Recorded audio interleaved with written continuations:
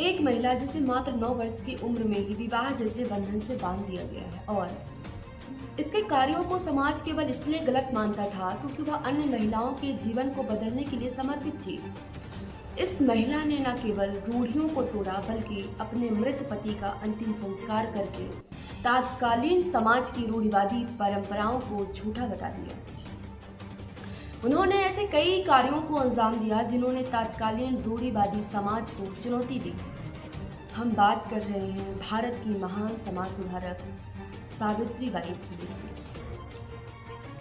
एक अशिक्षित बालिका वधू से एक विदुषी महिला तक की उनकी यात्रा प्रेरणादायक है। सावित्रीबाई फुले भारतीय इतिहास में ऐसी अद्वितीय हस्ती हैं जो न केवल भारतीय शिक्षा में अपनी अग्रणी भूमिका के लिए प्रसिद्ध है बल्कि सामाजिक बुराइयों के खिलाफ अपने अधिक संघर्ष के लिए भी जानी जाती है। उनका जन्म भारतीय इतिहास के उस काल में हुआ था जहां एक ओर ब्रिटिश हुकूमत की जंजीरों में भारत जकड़ा हुआ था तो दूसरी ओर जारी था लैंगिक भेदभाव और अशिक्षा ने भारतीय समाज को जकड़ कर रखा था। फिर भी अदम्य साहस और क्रांतिकारी दृष्टिकोण के साथ उन्होंने बदलाव की नई दिशा में एक नई राह बनाई। शिक्षा वह उपकरण है जिसके माध्यम से हम समाज को ऊपर उठा सकते हैं। ज्योतिबा फूले के इस विश्वास को सावित्रीबाई ने पूरे मन से अपनाया। उनके मार्गदर्शन में उन्होंने पढ़ना लिखना सीखा और इन सामाजिक बंधनों को तोड़ा जो महिलाओं की शिक्षा को हतोत्साहित करते थे। भारत की पहली महिला शिक्षिका के रूप में सावित्रीबाई को भारी विरोध का सामना करना पड़ा।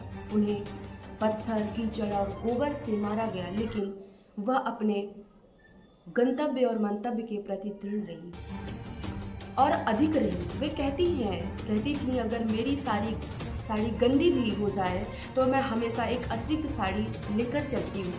शिक्षा का दीपक जलाना मेरा निजी उद्देश्य नहीं है बल्कि मेरा नैतिक जिम्मेदारी है।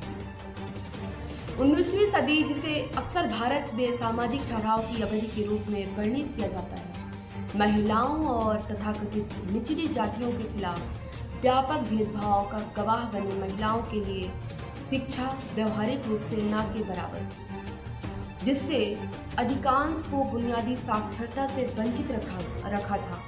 इसके अलावा महिलाओं को अक्सर बाल विवाह और सती और विधवाओं के सामाजिक बहिष्कार जैसे मानवीय प्रथाओं का शिकार भी होना पड़ता था। इसी गहरी असमानता के पृष्ठभूमि के खिलाफ सावित्रीबाई फुले ने अपनी पहचान बनाई। अपने पति ज्योतिबा फुले के साथ मिलकर उन्होंने जाति और लिंग के भेदभाव के दमनकारी ढांचे को खत्म करके एक अथक प्रयास का एक रूप दिया। उनका काम सिर्फ बयानबाजी तक सीमित नहीं था। उन्होंने वंचितों को शिक्षा प्रदान करने और विधवाओं को पुनर्वास और प्रतिशतात्मक मानदंडों को चुनौती देने के लिए ठोस उपाय लागू किए। सावित्रीबाई के प्रयासों का कड़ा विरोध किया गया, जिससे उनके क्रांतिकारी विचारों का विरोध करने वालों की ओर से मौखिक और शारीरिक दुर्व्यवहार भी शामिल था। चुनौतियों के बावजूद भी उनका दृढ़ संकल्प कभी कम नहीं हुआ। वह आधुनिक भारत की पहली महिला शिक्षिका बनी।